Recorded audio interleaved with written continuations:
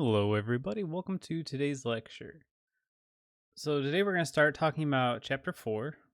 We're just going to do the first couple of sections here in Chapter 4, where we're going to start talking about fractions. Okay. So, up to this point, we've talked about whole numbers, right? So, that's like our 1, 2, 3, dot, dot, dot, right? These are the whole numbers.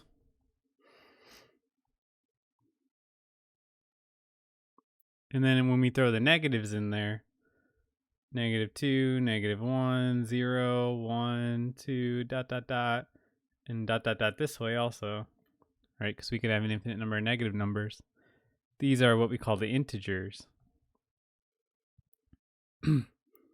So whole numbers are pretty natural, right? These are like the numbers that we use to count things. It tells us how much of something we have.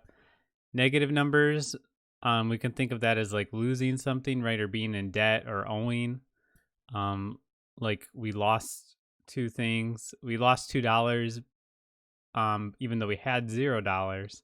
So now we have -$2, right? It's like an IOU kind of thing. But of course, numbers don't always work out evenly like this, right? We don't always have whole quantities of something, and we don't always lose whole quantities of something. If we just think about like money, for example, we're often we're not dealing with only whole number dollar amounts, right? We have cents also, right? Like 10 cents, 25 cents, 36 cents, whatever. Like things hardly ever cost $5, they'll probably cost $4.99. Or, then you have tax involved too, right? So it'll end up being whatever, $5 and then some change. So those parts of numbers, right? Like the 25 cents, for example, it's not a dollar, but it's not $0. It's somewhere in between $0 and $1. So it's part of a dollar. So that's what we're going to talk about today with fractions. Maybe money wasn't the best example because money we typically use decimals for, right?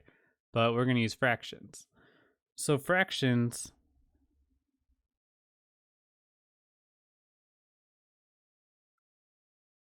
are used to represent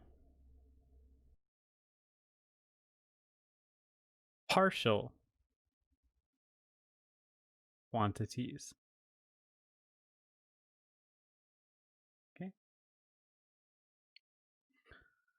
So if we just envision like a circle, here I can even make a nice circle with this program, right? So we have a circle here, and we think about a line going through the circle, and we divide it into parts, right? It's not perfectly even. Let's pretend that it's perfectly even though. And let's say that we get this part of the circle and our friend gets the other part of the circle, right? So maybe we'll think of this as like a pizza, right? That's the example the book uses. So we're getting half of the pizza, our friend's getting the other half of the pizza. So what does that mean, a half? How do we represent that with numbers? Well, we our part is 1/2. What does this mean though? Well, the top number, the 1, this tells us how many parts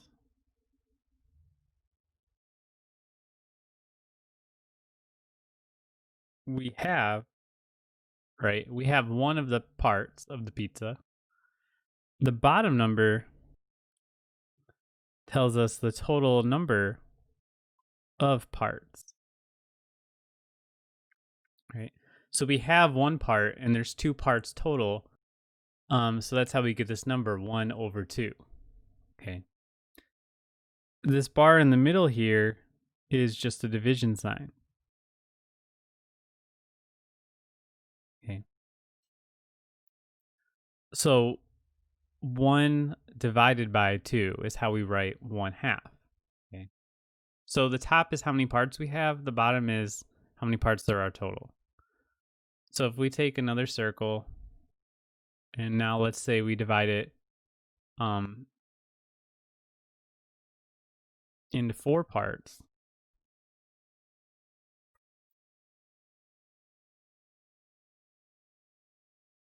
Okay.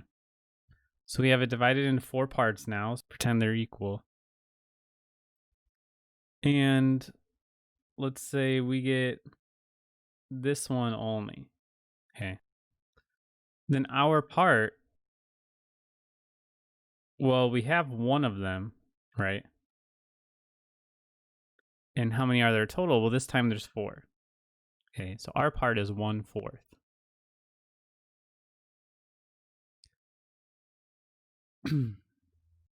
Now let's think about this.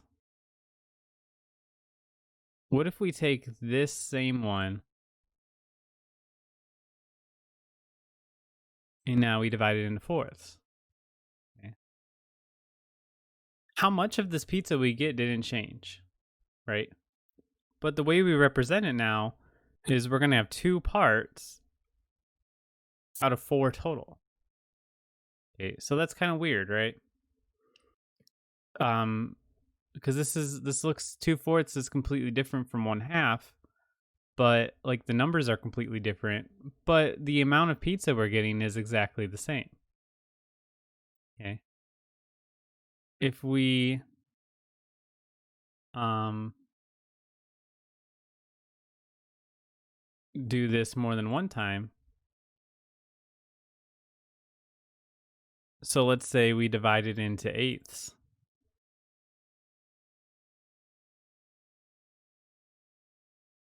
Okay, so there's we want to have about equal pieces. So let's say here we have it divided into eighths now, right? Like a pizza normally would be. Now it still hasn't changed how much of it we're actually getting, right? We're still getting that same amount.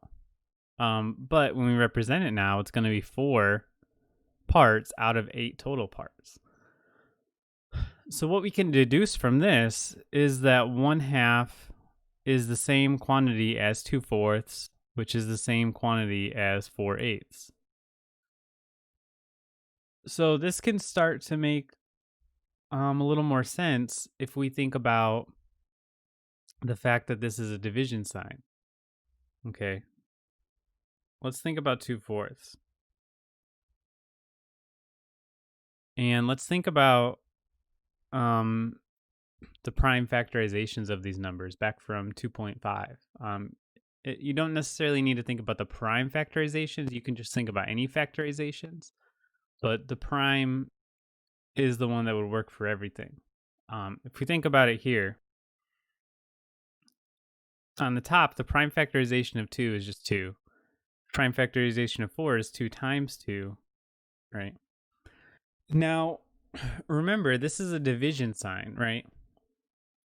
So when we do this top 2 right here divided by this 2 down here, we would get 1, right? Whoops. We would get 1. So when we do this part of the division, we get 1, and on the bottom, we still have 2, okay? This is sometimes referred to as canceling. We cancel a number from the top and the bottom. If we have the same number in the top and the bottom, overall, the division of them would end up being 1, so we could get rid of them. So this is how we end up seeing that 2/4 and 1/2 are the same thing. So this is what's known as reducing fractions. Okay.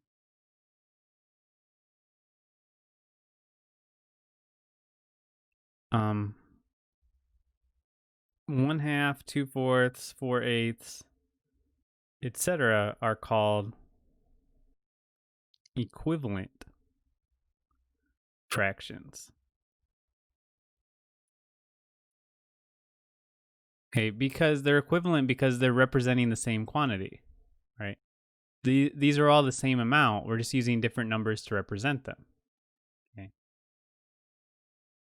Um,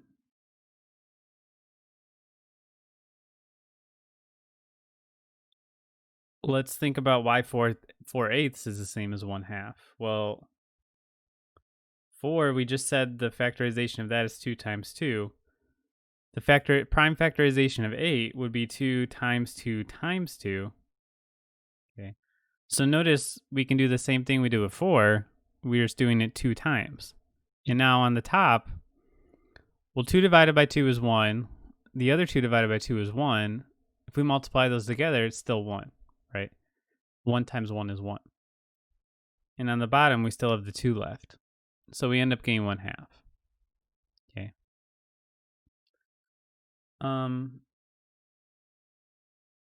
We can also go the other direction. We can take 1/2 and turn it into 4/8, but we need to talk about multiplying fractions first, which we'll do that in the next section. But this is how we reduce fractions, okay? Reducing fractions is one of the key things we typically want to do with fractions. And the idea is, okay, what is this quantity equivalent to, right? How much are we actually getting? Let's think about some more of these. What if it was like 15 out of 20? So 15 parts out of 20. Well, we could draw this and look at it with the circle, but it would take a while to divide it into 20 parts. So let's just try to do it with the math here. Well, 15 can be factored into 3 times 5. 20 can be factored into 4 times 5. So I'm not even using the prime factorization for 20. I'm just using a factorization. So you can factor these however you want. And then if you don't have anything to cancel, you can just try a different factorization, or you can just then break it down to its prime factorization. So here we have 5 divided by 5, and now we have 3/4. And now we have to ask, okay, can we reduce this further? Well, 3 is already prime. 4 is 2 times 2. There's nothing in common here, so we can't reduce this any further. Once we break it down to the prime factorization and there's no common factors, that's as far as we can go. Okay, so we can just forget about this. So this is the fully reduced fraction.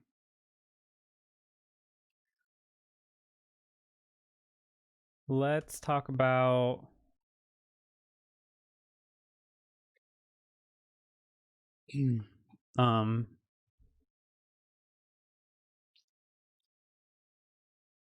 is 7 a fraction?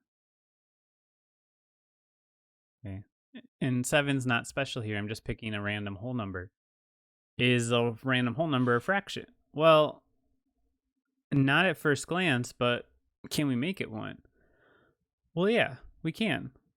We can write it as 7 divided by 1, right? And now it's a fraction. It's saying that we have 7 parts out of one total thing. So it doesn't make as much sense, but it is a fraction. It's what we call an improper fraction. Okay. When the top is bigger than the bottom, we call it an improper fraction. Yes. So yes, any whole number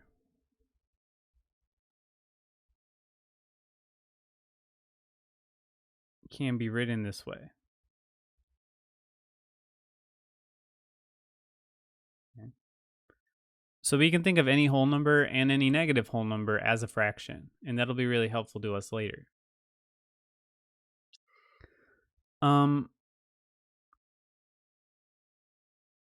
Let's talk about, I never mentioned what the top and the bottom are called, right?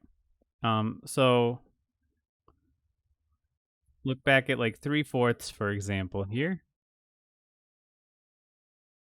Okay, so 3/4. So the top number is called the numerator. A numerator.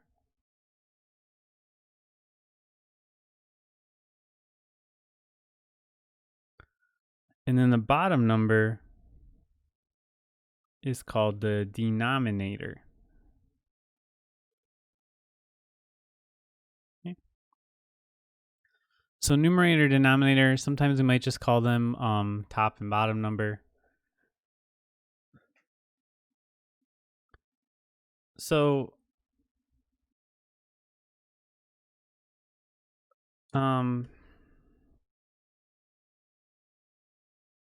so as we saw, like numbers don't have to have the same numerator and denominator to be equal. They just have to be able to be reduced to the same numerator and denominator. Okay, then they would be equal. So let's think about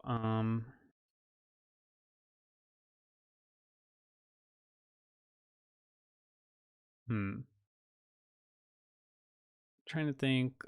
I think we'll save adding for a little bit later. So fractions are a little bit weird in that multiplication and division are actually a lot easier than addition and subtraction. Okay, so we'll do multiplication and division first, and then later we'll talk about addition and subtraction. First, right now though, one thing we haven't talked about is what I mentioned improper fraction, but what is that and what's a mixed number? Okay. So first, an improper fraction.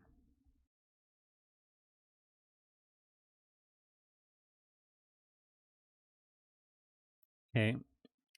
This is a fraction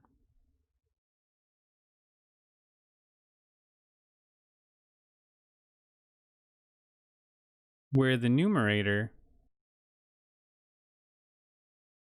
is bigger than the denominator.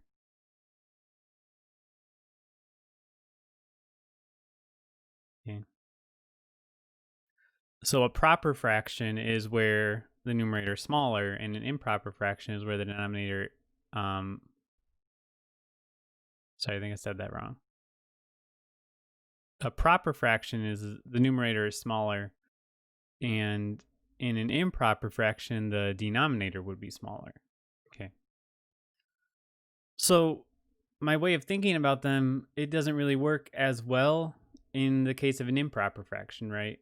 That was where we had the total number of parts we have divided by the total number of parts, right? It doesn't really work if it's improper. That way of thinking about it only really works for proper fractions.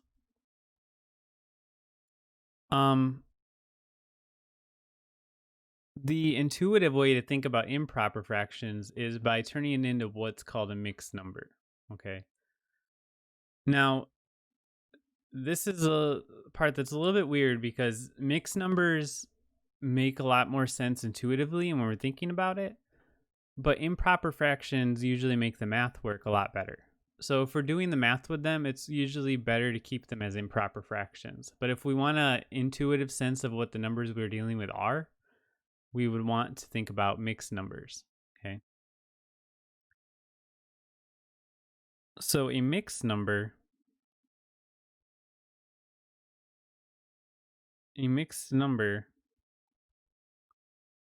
is a whole number plus a proper fraction.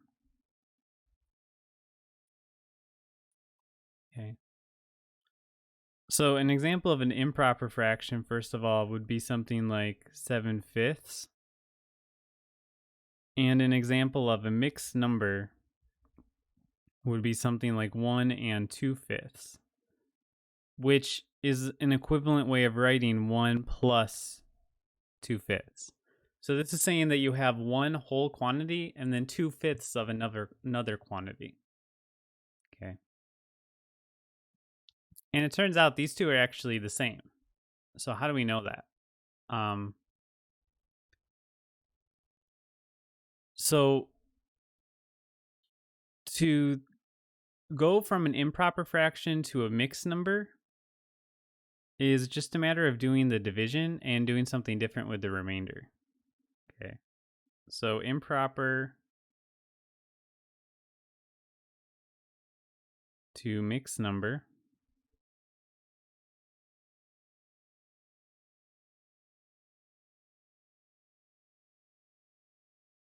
So we take our 7/5 and we do the long division. 7 divided by 5. Okay. Okay, so let's do long division. Well, 5 goes into 7 one time, and then we subtract the 5 to see that we have 2 left over. So normally before we would have written this as 1 with a remainder of 2. Now we just write it a little differently. We write it as 1 with the 2 part divided by whatever this number is. Okay, so in this case, 5. Okay. So we take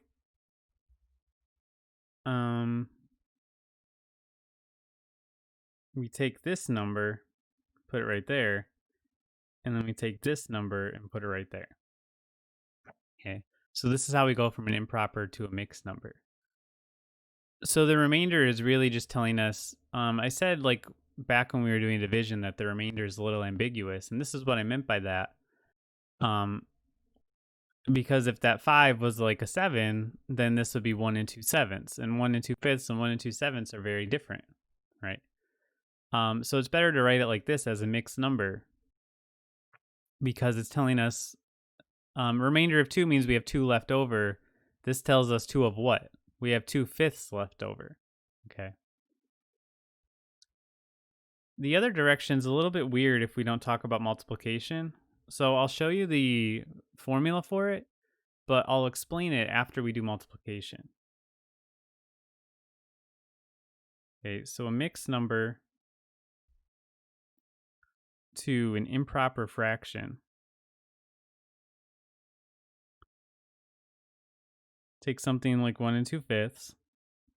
The way we do this is we multiply the 5 by the whole number quantity, and then we add the 2 to it, and we put it all over whatever the number on the bottom is, in this case 5. So we do 5 times 1 to get 5, and then add 2 to get 7. Okay, so we get 7 over 5. It makes a lot more sense when we learn about adding fractions. Sorry, I think I said multiplying, but I meant adding. Because remember, 1 plus, or 1 and 2/5 is just 1 plus 2/5. So when we see how to do this later, it'll make more sense. This will be section 4.4. 4.5. Okay. We'll see that this ends up being 7/5. But this is essentially what we're doing. What we're going to end up doing is we're going to multiply the 5 by the 1 and then add the 2. So if we have 13 and a half, for example, we're going to take the 2, multiply by 13, and then add a 1 to it. So 2 times 13 is 26, plus 1 is 27. This is 27 over 2. Okay. Now to go the other way, say we have like 15/4. We're going to do the division. 4 goes into 15 3 times. And then we have 3 left over. So then we're going to take the remainder and put it over the divisor. So 15/4 is the same thing as 3 3/4.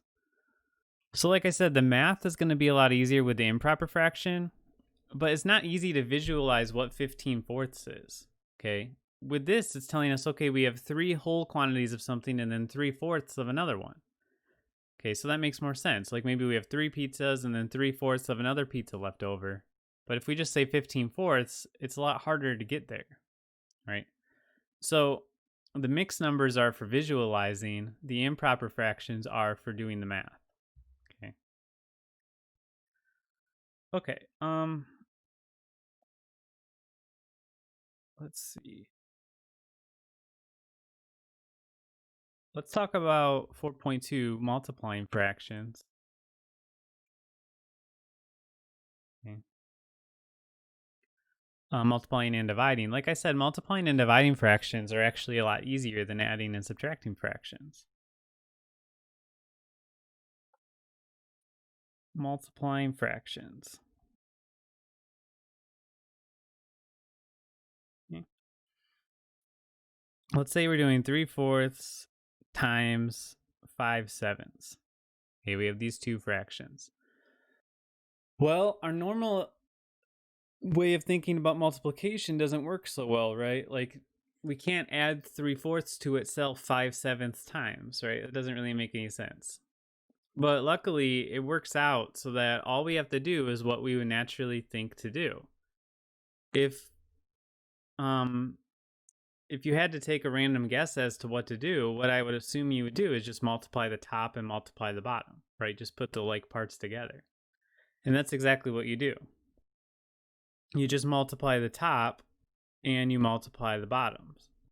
So 3 times 5 is 15, 4 times 7 is 28. Okay. So that's all we do. There's nothing special to multiplying fractions at all. So A over B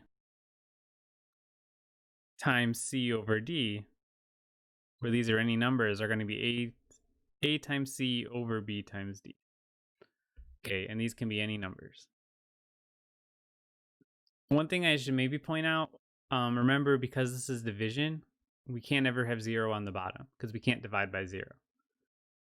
So everything I'm saying, like with B and D, I'm saying it can be any number except for 0, of course, because if we had 0, it wouldn't make sense. But they could be any number. They can be any negative number even. Okay. What if we have -3 halves times 15 over 4? Okay. So two improper fractions. Well, -3 times 15 is going to be -45. Okay. Negative times a positive. 2 times 4 is 8. So there we go. It's -45 over 8.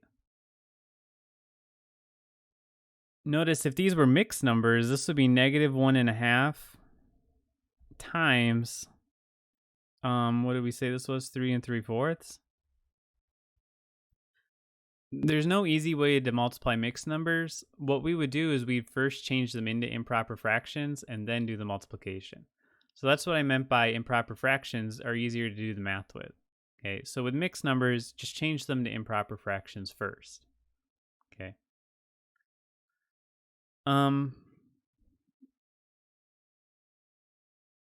Let's see. What if we wanted to do 5/7 times 6? Okay. Well, we can use that trick that we did in the first section. Remember, 6 is the same thing as 6 divided by 1, right? Because 6 divided by 1 is 6. So we can think of any whole number as a fraction like this, and then we can just do this how we would normally do it. We do 5 times 6 on top, 7 times 1 on the bottom, so we get 30 over 7. Okay. So that putting a whole number over one trick is going to work, is going to be important a lot to us. It's going to come up a lot.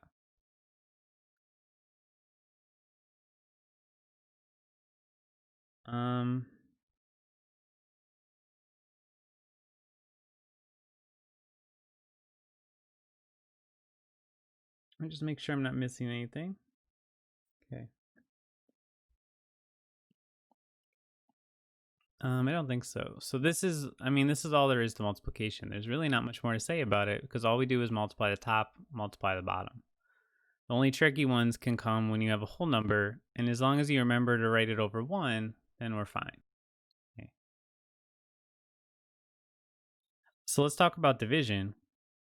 But before we do that, let's talk about the reciprocal of a number. Okay. The reciprocal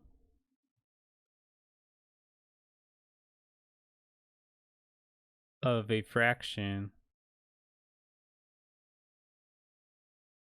a over b is b over a. Okay. And note that a can't be 0 and b can't be 0 because either way, one of these would have 0 on the bottom.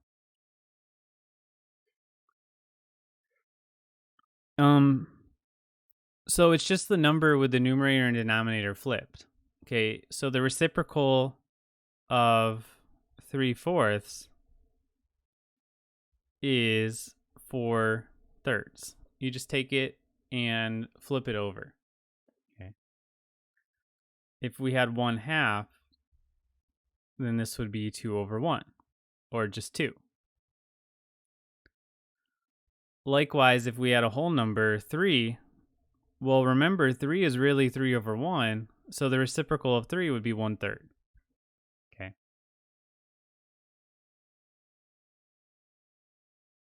So if you multiply a number by its reciprocal, you should always get 1. 3 times 4 is 12. 4 times 3 is 12. 12 divided by 12 is 1. Okay. 3 times 1/3 is 3 over 3 is 1. Okay. So you'll always get 1 if you multiply it by the reciprocal. If you multiply a number by its own reciprocal, I should say. Now, division in fractions, what it actually is multiplying by the reciprocal. So for division, all we do is we have to take it and turn it into a multiplication problem. So dividing by a fraction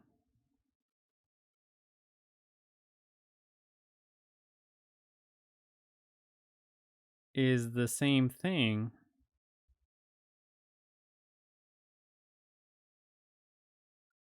as multiplying by its reciprocal. Okay.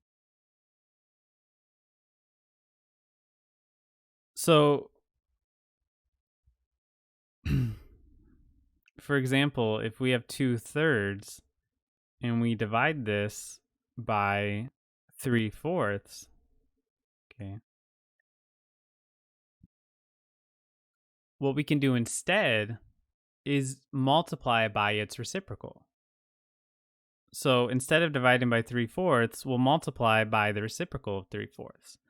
So 2/3 times the reciprocal is 4/3. Okay. And now multiplication problems are straightforward because we just multiply the top and the bottom.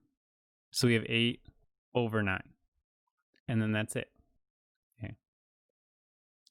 So the way I like to remember this is as same change flip. Okay. So same change flip. We leave the first number the same. We don't do anything to it. We change the division to multiplication, and then we flip the second number. Okay. So 1/2 divided by 7/8. So we leave the first number the same. We change to multiplication, and then we flip the second number. Okay. So we have 8 over 14. Now, side note, notice 8 over 14 can be reduced because they have the common factor of 2, right? 8 is the same thing as 2 times 4. 14 is the same thing as 2 times 7. We can cancel a 2 out and get 4 over 7. Okay. I think that's the first one we've done where it actually was reducible.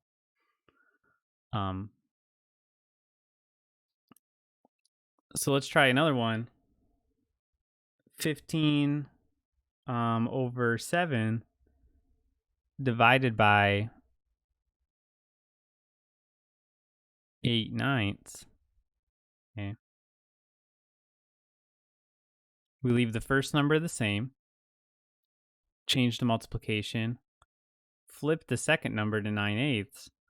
Now we have 15 times 9, which is 135, 7 times 8, which is 56. Okay, and then we're done.